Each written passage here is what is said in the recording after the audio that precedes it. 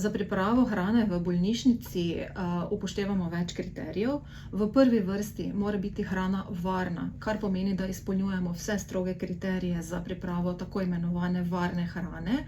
Zagotovo je vsa hrana, ki je pripravljena za bolnike, tudi takšna, da upošteva vse prehranske omejitve, značilne za neko posamezno obolenje.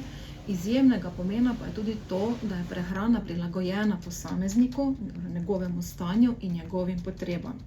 Zdaj, vsa živila, ki jih tu v kuhinji uporabljamo, naj poudarim, da hrano pripravljamo vedno sproti, da hrano pripravlja zverzirano osebje. Živila, ki pa so pri tem uporabljena, pa so preverjena, sezonska in kakovostna. Prednost dajemo seveda tistim živilom, ki so pridelana na zdravju bolj prijazen način.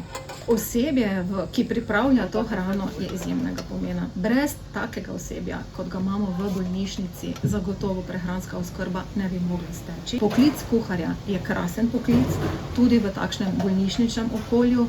Zahteva sicer kar precej prilagajanja in srčnosti, ampak hkrati omogoča veliko osebne nadgradnje, omogoča veliko pridobivanja novih znanj. Vedo, da ne kuhajo za številke, ampak kuhajo za vsakega posameznika, ki v bolnišnici leži. In mu dejansko s tem načinom dela, da pomagajo k boljšemu okrevanju.